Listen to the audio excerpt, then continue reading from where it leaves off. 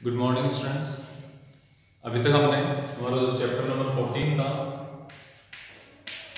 Semiconductor material and electronic devices, ये हमने complete कर लिया था। ठीक है, चैप्टर का नाम क्या है हमारे पास? Semiconductor material and electronic devices. हम इसको एक शॉर्ट में सेमीकंडक्टर बोल सकते हैं। सेमीकंडक्टर के नाम से इसको अधिकांश टाइम या ज़्यादातर मैं यही बोलता हूँ इसको। ठीक है, सेमीकंडक्टर सब्सटेंस में सबसे बड़ी बात ये है कि ये एक अभी तक आपने जितना भी स्टडीज की है अब from your initial primary level to this level 12th class, आपके पास इस टाइप का इंट्रोडक्शन फर्स्ट टाइम आया है सेमीकंडक्टर मटेरियल का। ठीक है, यहाँ पर ये क्या है, एक स्पेशल टाइप ऑफ सब्सटेंस है जिसके ऊपर पूरी मोबाइल इंडस्ट्री, कंप्यूटर इंडस्ट्री इसके ऊपर टिकी हुई है। ठीक है, क्योंकि आपने देखा है हमारे पास दो टाइप के मेटेरियल हुआ करते थे पहले। एक फर्स्ट हुआ करता था कंडक्टर और सेकंड हुआ करता था इंसुलेटर। कंडक्टर वो सब्सटेंस है जिसके थ्रू करंट फ्लो हो सकती है। इंसुलेटर वो सब्सटेंस है जिनके थ्रू करंट फ्लो नहीं हो सकती, जिनकी कंडक्टिविटी नेग्लिजिबल या बहुत ही कम या जीरो के बराबर होती है लगभग। ठीक है, लेकिन इनके बाद हमारे पास जो सब्सटेंसेस मिल रहा है हमें, ये सब्सटेंसेस सेमीकंडक्टर। सेमीकंडक्टर ने क्या किया, एक तो जो कंडक्टर है, सेमीकंडक्टर के पास कंडक्टर एंड इंसुलेटर, इन दोनों की प्रॉपर्टी इसके पास होती है। ठीक है, ये 0 केल्विन टेम्परेचर पर ये इंसुलेटर की तरह बिहेव करता है, लेकिन जैसे ही आपने टेम्परेचर इंक्रीज किया और आपने 300 केल्विन टेम्परेचर कर दिया, मान लो 300 kelvin temperature means it is a room temperature. तो इसके लिए आपने क्या डिसाइड कर दिया, रूम टेम्परेचर कितना होगा आपका 300 केल्विन। तो 300 केल्विन पर जैसे ही आप आए, इतने में यही जो इंसुलेटर था 0 केल्विन पर, इतने टेम्परेचर पे ये एक कंडक्टर की तरह बिहेव करने लग गया। कंडक्टर की तरह बिहेव कर रहा है, इसका मतलब ऐसा हम बिल्कुल भी नहीं कहेंगे कि बिल्कुल परफेक्टली कंडक्टर की तरह बिहेव कर रहा है, क्योंकि अगर एक बार ये इंसुलेटर है 0 केल्विन पर, तो कंडीशन क्या है, इसके पास फ्री नंबर ऑफ इलेक्ट्रॉन्स काफी कम है। और अगर फ्री नंबर ऑफ इलेक्ट्रॉन्स काफी कम होंगे तो आप ऑटोमेटिकली इसके बारे में जान सकोगे, ऑटोमेटिकली इसका पता कर सकोगे कि यहाँ पर कंडक्टिविटी इंक्रीज तो होगी, लेकिन क्या कंडक्टर के बराबर जो मेटल्स के बराबर इसकी कंडक्टिविटी हो जाएगी? ऐसा बिल्कुल भी नहीं है। इसकी कंडक्टिविटी इंक्रीज होगी, लेकिन कंडक्टर के इक्वल कभी नहीं आएगी। इसकी कंडक्टिविटी कंडक्टर से कम रहेगी और इंसुलेटर से ज्यादा रहेगी, और इसकी रेसिस्टिविटी कंडक्टर से ज्यादा रहेगी और इंसुलेटर के कंपैरिजन में इसकी रेसिस्टिविटी कम रहेगी। ऐसा हमने डिस्कस किया था, ऐसा हम मानते हैं। ठीक है, इस डिस्कशन में हमारा यही जो पार्ट है मेन सबसे इंपॉर्टेंट पार्ट होता है। ठीक है, अब हम आगे देखते हैं कि इस सेमीकंडक्टर मटेरियल में हमने क्या क्या डिस्कस किया है। इसमें सबसे पहले हमने डिस्कस किया था टाइप्स ऑफ सब्सटेंस। सबसे पहला टाइप्स है कंडक्टर, देन इंसुलेटर, उसके बाद आता है सेमीकंडक्टर। फिर टाइप्स ऑफ सब्सटेंस भी आपने अभी तक जो अर्लियर क्लासेस में डिस्कस किया था, जो चैप्टर नंबर 3 में जो डिस्कस किया था, वहां पर आपने केवल कंडक्टिविटी और रेसिस्टिविटी के बेसिस पे डिस्कस किया था। लेकिन अगर मैं इस टाइम की बात करूं, यहाँ पर इस चैप्टर की बात करूं, तो यहाँ पर फिर से वही चीजों को दोबारा फिर से डिस्कस करना अगर होता तो हम यहाँ पर ये चैप्टर पढ़ते ही नहीं। तो हमने क्या किया, इसी जो कंडक्टिविटी एंड रेसिस्टिविटी के लिए या इनकी टर्म्स में जो चीज हमने डिस्कस की थी, वो इस चैप्टर में आकर हमने थोड़ा और ज्यादा डिटेल में और ज्यादा डेप्थ में गए। तो और ज्यादा डेप्थ में जाने पर हमें पता चला हमारे पास यहाँ पर एनर्जी बैंड थ्योरी है। इसके बाद हमारे पास क्या है, एनर्जी बैंड थ्योरी। इस एनर्जी बैंड थ्योरी में हमें बताया, इसके अकॉर्डिंग हम पता कर सकते हैं कि कोई भी जो सब्सटेंस है वो इंसुलेटर कब होता है, कंडक्टर कब होता है और सेमीकंडक्टर कब होता है। ठीक है, यहां पर आपके पास आपको दो बैंड्स मिले थे, एक था कंडक्शन बैंड और दूसरा था वैलेंस बैंड। बैंड एक्चुअल में क्या होता है, बैंड कुछ नहीं होता, एक बहुत सारे एनर्जी लेवल्स का ग्रुप होता है, और इन सभी एनर्जी लेवल्स के बीच में जो एनर्जी का डिफरेंस है वो बहुत ही कम है। या आप ये कह सकते हो नेग्लिजिबल एनर्जी का डिफरेंस है यहाँ पे, ठीक है। दो लेवल्स के बीच में एनर्जी का नेग्लिजिबल, बहुत स्मॉल डिफरेंस होने के कारण ये जितने भी एनर्जी बैंड से कंटिन्यूअस दिखाई दे रहे हैं, कंटिन्यूअस दिखाई दे रहा है, तो यहाँ पर ये एक एनर्जी लेवल दिखाई नहीं दे करके ये एनर्जी बैंड की तरह काम कर रहा है, एनर्जी बैंड की तरह दिखाई दे रही है, ठीक है। तो इस टाइप से हमारे पास ये एक बैंड बनता है। बैंड बनता कैसे है? By the splitting of energy levels. Energy level के स्प्लिट होने की वजह से यहाँ पर अपने पास एनर्जी बैंड बनता है। एनर्जी बैंड दो टाइप के होते हैं, एक बैलेंस बैंड होगा जो लो एनर्जी लेवल का होगा जिसके अंदर बॉन्डिंग इलेक्ट्रॉन्स आएंगे, एक कंडक्शन बैंड होगा जिसके अंदर एंटी बॉन्डिंग इलेक्ट्रॉन आएंगे, और ये हायर एनर्जी लेवल भी माना जाता है। इसका एनर्जी लेवल क्या होगा? हाई एनर्जी लेवल होगा। ये हमने डिस्कस किया था। इन दोनों के बीच में यहाँ पर ये इसका कंडक्शन एनर्जी लेवल हो गया, ये इसका बैलेंस एनर्जी लेवल हो गया। दोनों के बीच का जो डिफरेंस है इसको आप क्या बोलते हो? एनर्जी बैंड क्या बोलते हो। और ये एनर्जी बैंड डिफाइन करता है कंडक्टर, इंसुलेटर एंड सेमीकंडक्टर। अगर एनर्जी बैंड, इनके लिए एनर्जी बैंड Eg की वैल्यू क्या होगी? 0 होगी, या कई बार तो ये ओवरलैप भी कर जाएंगे। यहाँ पर एनर्जी बैंड गैप क्या होगी? ग्रेटर देन 5 इलेक्ट्रॉन वोल्ट होगी इंसुलेटर के लिए, क्योंकि ये वाला जो डिफरेंस होगा यहाँ से इलेक्ट्रॉन ऊपर नहीं जा पाएगा, एंटी बॉन्डिंग नहीं बन पाएगा, तो यहाँ पर ये इंसुलेटर हो गई।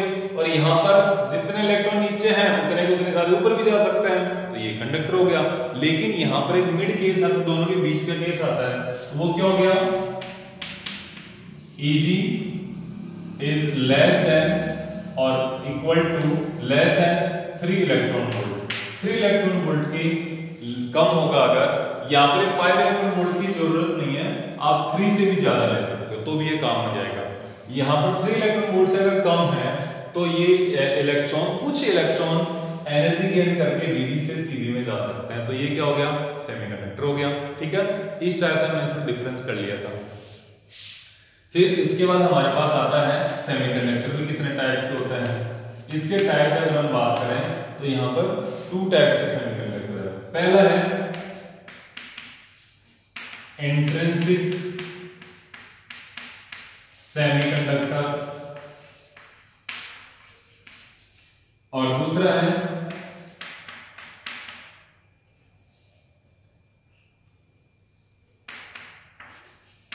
एक्सट्रिंसिक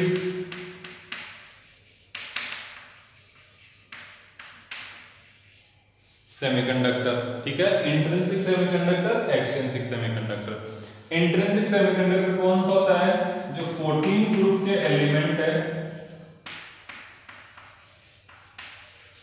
जो 14 ग्रुप का एलिमेंट है ना, उसको आप इंट्रिंसिक सेमीकंडक्टर बोलते हो। जो प्योर सेमीकंडक्टर होता है जिसमें कि आपकी सिलिकॉन, जर्मेनियम आ जाता है, ठीक है। 14 ग्रुप एलिमेंट के पास अपने आउटर मोस्ट सेल में 4 इलेक्ट्रॉन्स होता है, वैलेंस इलेक्ट्रॉन्स की नंबर 4 होता है। जब 4 नंबर ऑफ इलेक्ट्रॉन्स होंगे तो ये अपने 4 नेबरिंग सिलिकॉन एटम्स के साथ क्या बना लेंगे?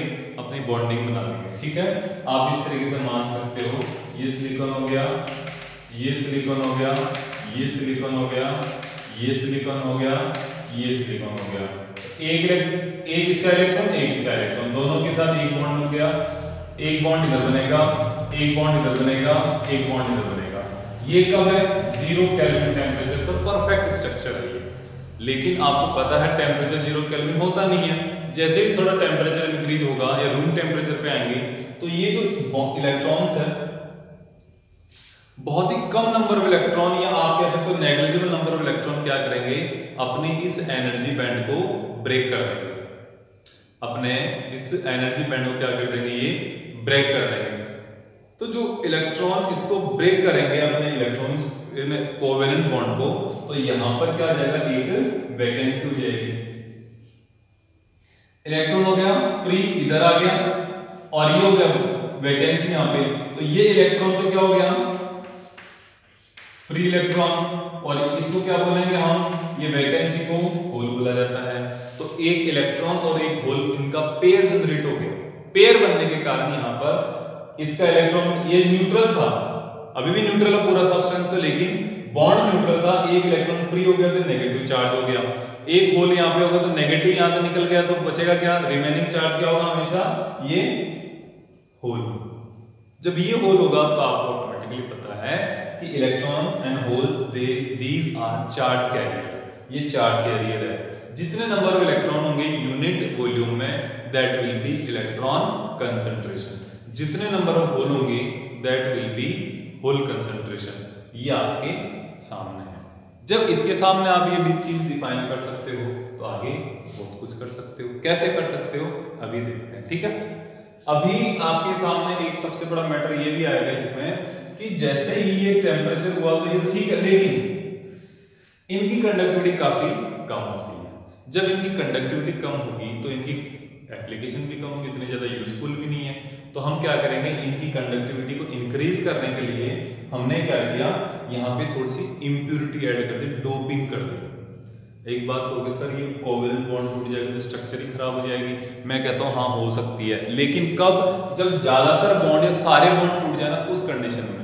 लेकिन यहाँ पर तो ऐसा हो नहीं रहा, सारे बॉन्ड तो टूट नहीं रहे, लेकिन बॉन्ड कितने टूटते हैं, बहुत कम।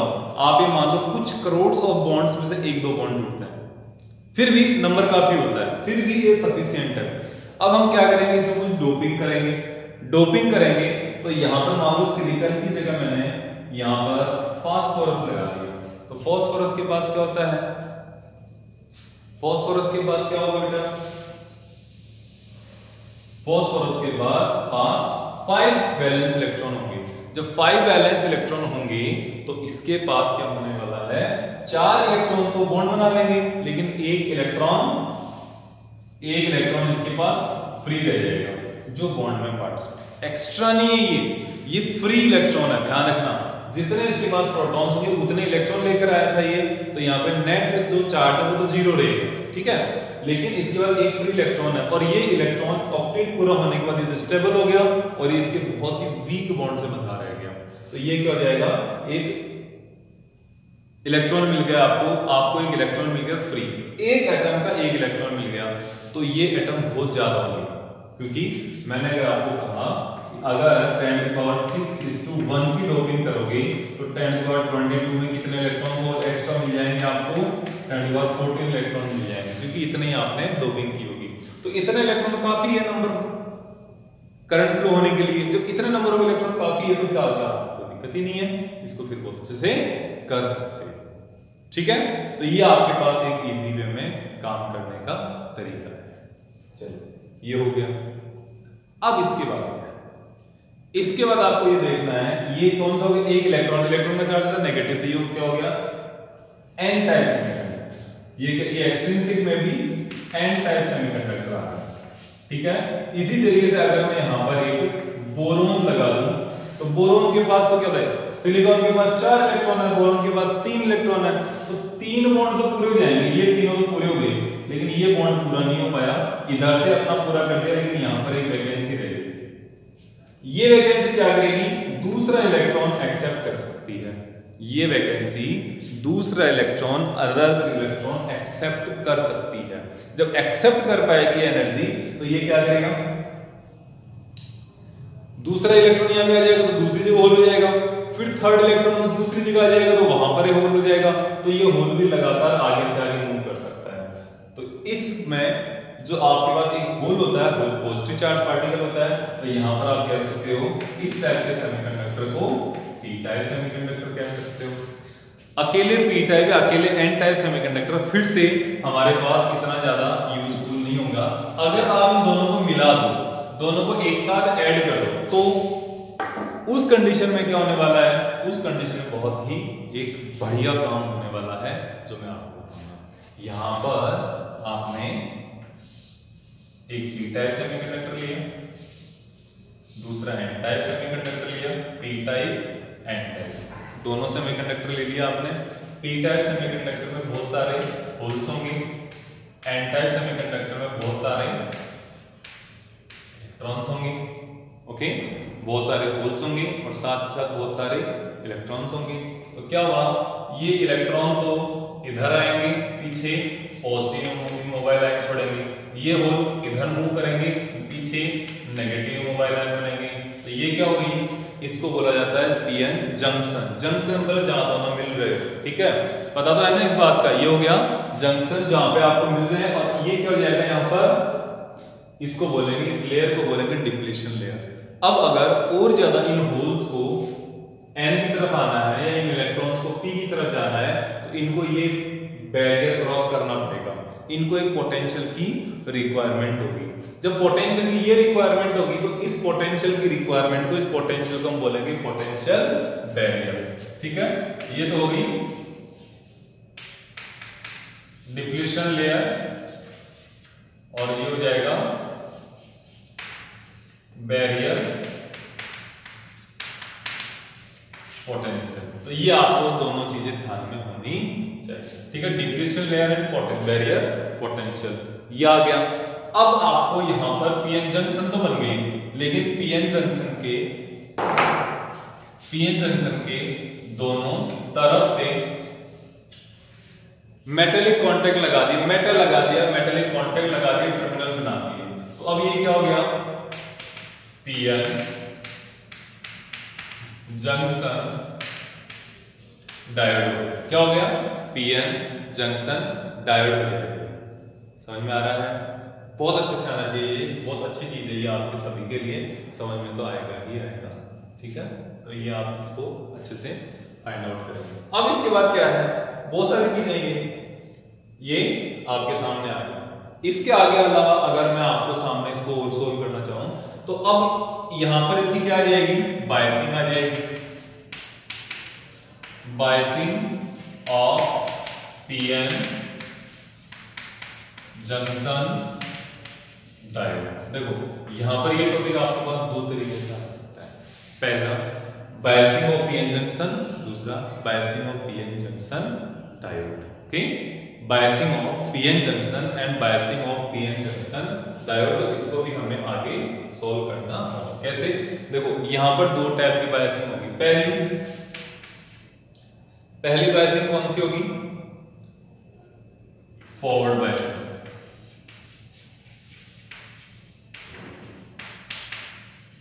ठीक है, जब पी टर्मिनल पॉजिटिव से कनेक्टेड हो और एन टर्मिनल नेगेटिव से कनेक्टेड हो।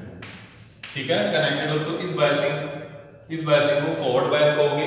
इसमें करंट की वैल्यू क्या होगी, करंट की वैल्यू होगी मिली एम्पियर रेंज में। और इसका ग्राफ कैसा आएगा, इसका ग्राफ छोटा ग्राफ बना रहा हूं मैं, इस तरीके से आएगा। ठीक है, करंट बहुत इजी वे में फ्लो होगी। ये वोल्टेज हो गया, ये करंट आई होगी मिली एम्पियर रेंज और ये इसमें वोल्ट से होगा। ठीक है, ये आपके पास फॉरवर्ड बायसिंग। फिर अगर आपने इसका, और हाँ इसका अगर मैं ग्राफ बनाऊंगा तो इसका ग्राफ इस तरीके से बनेगा, सर्किट डायग्राम, ये सर्किट डायग्राम बन गया इसका। ठीक है, अगर मैं यहां पर इसको दूसरी टाइप की कनेक्शन कर दूं, अगर मैं यहां पर P को नेगेटिव से कनेक्ट कर दूं और N को पॉजिटिव से कनेक्ट कर दूं, रिवर्स हो गया ना, ऑपोजिट हो गया, तो इसको रिवर्स बायसिंग भी कहा जाता है। इसको क्या कहा जाता है, रिवर्स बायसिंग कहा जाता है। और यहां पर क्या हो जाएगा, इस टाइप का कनेक्शन हो जाएगा और ग्राफ कैसा आएगा, इतना ही ग्राफ, करंट इतनी फ्लो होगी। और ये करंट भी इस पोटेंशियल के इंडिपेंडेंट है, ये करंट इस पोटेंशियल के इंडिपेंडेंट है। इंडिपेंडेंट क्यों है, क्योंकि डिपेंड नहीं कर रही, लगभग कांस्टेंट है। ये क्या है, लगभग कांस्टेंट। तो इसलिए हम क्या करेंगे, और इसके बाद अगर और ज्यादा पोटेंशियल, आप करंट को आपने सोच लिया कि पोटेंशियल को और ज्यादा बढ़ाने की कोशिश करोगे तो ये यहां पर ब्रेक डाउन होकर नीचे आ जाएगा। और नीचे आते ही ये ब्रेक डाउन होगा और ये इस पॉइंट को, इस वोल्टेज को जहां पर अचानक से करंट फ्लो हो रही है, इसको ब्रेक डाउन पोटेंशियल बोलेंगे। और यहां पर आने के बाद इस डिवाइस को फिर से नेक्स्ट टाइम हम काम में नहीं ले सकते, इसको हम फिर से काम में नहीं ले पाए। ठीक है, तो ये आपके पास reverse bias and forward bias. एक तरीके से ऐसा कह सकते हो, अगर ये डायोड आइडियल हो, अगर ये डायोड आइडियल हो गया तो आप ये कह सकते हो ये फॉरवर्ड बायस में तो शॉर्ट सर्किट की तरह बिहेव करेगा और रिवर्स बायस में ओपन सर्किट की तरह बिहेव करेगा। यहां पर I की कितनी हो जाएगी, लगभग 0, और यहां पर I जो पीछे से आगे लगातार करंट फ्लो होती रहेगी। तो ये अपना एक यहां तक का रिवीजन है। इसके बाद आगे अपना एक छोटा सा इन फॉरवर्ड बायस का और रिवर्स बायस का एक एप्लीकेशन और बचा हुआ है। ये जो एप्लीकेशन बचा हुआ है वो हम देखते हैं अभी इसकी नेक्स्ट सेगमेंट में। देखते हैं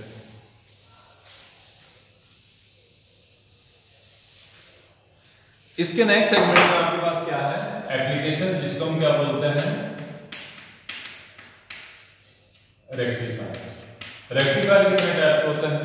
रेक्टिफायर मेनली दो टाइप के होते हैं। पहला टाइप क्या है, हाफ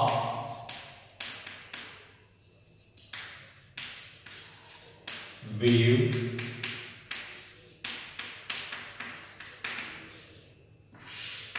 रेक्टिफायर। ये फर्स्ट है half wave rectifier.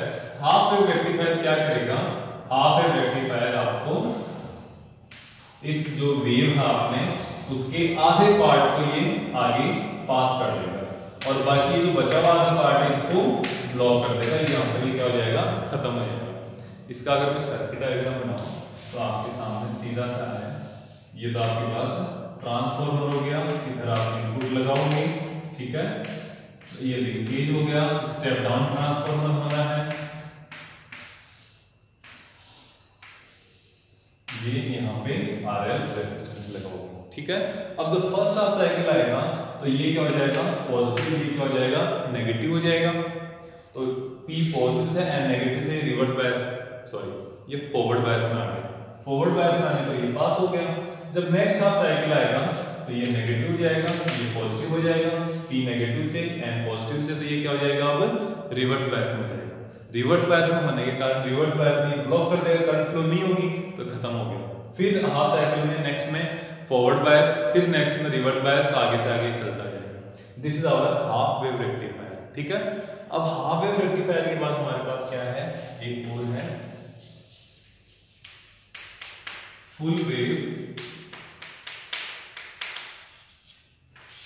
Full wave rectifier. Full wave rectifier में क्या होगा, यहां पर अपने पास फुल वेव रेक्टिफायर में ये स्टेप डाउन ट्रांसफार्मर और सेंटर टैप ट्रांसफार्मर लगा हुआ है। एक डायोड हम यहां लगा देंगे, एक डायोड हम यहां लगा देंगे, ठीक है। और जो सेंटर टैप है ना, इसके और डायोड्स के बीच में एक आरएल कनेक्ट कर देंगे। यहां पर हम आरएल कनेक्ट कर देंगे और ये भी आउटपुट लेंगे यहां से, ठीक है। अब देखो क्या होगा, अब यहां पर आपको पता है फर्स्ट हाफ साइकिल लगाओगे तो ये पॉजिटिव या नेगेटिव, तो ये P पॉजिटिव से N नेगेटिव से, तो ये डायोड D1 जो है ना, ये डायोड D2, तो D1 क्या होगा, फॉरवर्ड बायस में, तो ये इसके फॉरवर्ड D1 के कारण करंट फ्लो होगी इस डायरेक्शन में, ठीक है। तो ये क्या हो गया, D1 के कारण आ गया, और D2 होगा रिवर्स बायस में, इधर से कोई करंट फ्लो नहीं होगी। लेकिन जैसे हमारा नेक्स्ट हाफ साइकिल आएगा तो ये नेगेटिव हो जाएगा, ये पॉजिटिव हो जाएगा। तो इस कंडीशन में क्या हो गया, ये नेगेटिव पॉजिटिव के चक्कर में ये नेगेटिव P नेगेटिव से ये N पॉजिटिव, ये तो रिवर्स बायस में हो गया और ये फॉरवर्ड में हो गया। तो अब ये वाला जो हाफ साइकिल है ये D2 के कारण आएगा, ये वाला हाफ साइकिल फिर से D1 के कारण आएगा और ये वाला हाफ साइकिल D2 के कारण आएगा। तो हर बार ये जो इनका रीजन है आने वाला ये चेंज हो रहा है, एक बार D1 की वजह से, एक बार D2 की वजह से। तो यहाँ पर जितने भी आपके पास ये diode D1 D2 D1 D2 D1 D2 D1 D2 आ रहे हैं, तो यहाँ पर कंप्लीट फुल वेव को ये क्या कर देगा, आउटपुट में डाल देगा। यहाँ पर इसकी फ्रीक्वेंसी क्या है, output frequency equals to input frequency. एक पल्स के लिए, एक वेव के लिए एक पल्स आ रही है, यहाँ पर एक वेव की आउटपुट कितना आ रहा है, 2 पल्स जा रही है, तो यहाँ पर output frequency equals to 2 of input frequency, input frequency की डबल हो जाएगी। इनको कंप्लीट करने के लिए जो फ्लक्चुएशंस आ रहा है इनको कंप्लीट करने के लिए हम यहाँ पर एक फिल्टर सर्किट काम में लेंगे और फिल्टर सर्किट की हेल्प से हम यहाँ पर इसको भी रिजॉल्व कर सकते हैं। फिर हमारे पास आया था opto electronic devices. Opto electronic devices में हमारे पास मेनली कितने टाइप के डिवाइस थे, ऑप्टो इलेक्ट्रॉनिक डिवाइस में हमारे पास कितने टाइप के डिवाइस थे, बता सकते हो क्या आप? हमारे पास 3 टाइप के डिवाइस थे in category of optoelectronic devices, ठीक है। पहला फोटो डायोड, दूसरा एलईडी सोलर सेल हमने कल ही किया था, एलईडी के पहले वाले लेक्चर में किया था, और फोटोडायोड उसके भी पहले वाले लेक्चर में किया था। 1 by 1 अगर देखो तो सारे टॉपिक हमने पहले वाले लेक्चर्स में किए ही थे, ठीक है। लेकिन फिर भी हम यहाँ पर एक बार आपको शॉर्ट में रिवीजन या आपको याद दिला रहे हैं कि हमने क्या क्या टॉपिक कर लिए, ठीक है। एक तरीके से ये मान सकते हो आप, ठीक है। तो यहाँ पर देखो आप, इसमें इस फोटोडायोड एक ऐसा डिवाइस होता है जो रिवर्स बायस में कनेक्ट होता है। सन की या कोई भी लाइट की ऑप्टिकल सिग्नल्स की इंटेंसिटी को चेक करने के लिए होता है। जैसे जैसे इंटेंसिटी बढ़ेगी करंट की, रिवर्स बायस करंट की वैल्यू इंक्रीज होगी। यहाँ पे इसको रिवर्स बायस में कनेक्ट किया जाता है। एलईडी क्या होगी, होल्स पी साइड से इलेक्ट्रॉन एन साइड से एक दूसरे के पास आके रिकम्बाइन कर लेंगे, रिकम्बाइन करके बॉन्ड बना लेंगे। बॉन्ड बनाने से क्या होगा, बॉन्ड बनाने से होगा ये एक दूसरे को कंबाइन करके कोवेलेंट बॉन्ड बना के एनर्जी रिलीज कर देंगे, और that energy will be in terms of energy band diagram. Energy band gap, energy band gap के बराबर, एनर्जी बैंड गैप के इक्वल एनर्जी रिडिस्ट्रीब्यूट करेंगे, और अगर इक्वल उसके एनर्जी रिडिस्ट्रीब्यूट करेंगे तो आपको पता है यहाँ पर लगने वाला नेट जो एनर्जी अगर विजिबल रेंज में आ गई तो ये लाइट को कलर देगा, आपको लाइट कलर देगा, तो एलईडी की तरह काम करेगा, रोशनी देगा। सोलर सेल यहाँ पे एलईडी फॉरवर्ड बायस में काम आती है, तो यहाँ पर ना तो फॉरवर्ड बायस होता है सोलर सेल में, ना ही रिवर्स बायस होता है। ये क्या है, हाँ हालांकि ये सोलर जो लाइट होती है ना, अगर एनर्जी बैंड गैप, अगर लाइट की एनर्जी एच न्यू की वैल्यू इससे बड़ी होनी चाहिए, ईजी से इससे बड़ी वैल्यू होगी, तभी उसी कंडीशन में ये इलेक्ट्रॉन होल पेयर जनरेट करके इलेक्ट्रॉन एक तरफ मूव करेंगे, होल दूसरी तरफ मूव करेंगे, और ये दोनों अलग अलग तरफ मूव करने की वजह से यहाँ पर ये सोलर सेल की तरह काम करेगा, ठीक है। क्योंकि अगर आपने लोड कनेक्ट कर दिया तो लोड कनेक्ट करते ही लगातार करंट फ्लो होना स्टार्ट करेगी, तो this is our solar cell. और ये जो चीजें हैं आपके सामने, ये तीनों चीज आपको फिर से ऐसे ही दिखाई देगी। और ऑप्टो इलेक्ट्रॉनिक डिवाइसेस में हमारा ये जो एक चैप्टर था, इसका शॉर्ट वे में, मैं इसको ये नहीं कह सकता कंप्लीट रिवीजन है, ये एक शॉर्ट वे में एक वीडियो में आधा घंटे में आपका इतना ही रिवीजन आ सकता है, ठीक है। तो इसमें आप ये देख सकते हो कि जितने टॉपिक वो रिकॉल हो गए, ठीक है, कि आपके कौन कौन से टॉपिक्स है, और इन टॉपिक्स वाला जो नेक्स्ट वीडियो में आएंगे हम कुछ नया एक अच्छी चीज लेकर आएंगे। हो सकता है हम पहले वाले चैप्टर का रिवीजन लेकर आए, और ये भी हो सकता है कि हम नए क्वेश्चंस आपके सामने लेकर आए जो आपके सीबीएसई बोर्ड में आने वाले एग्जाम्स के लिए काफी ज्यादा helpful. Okay, thank you everyone.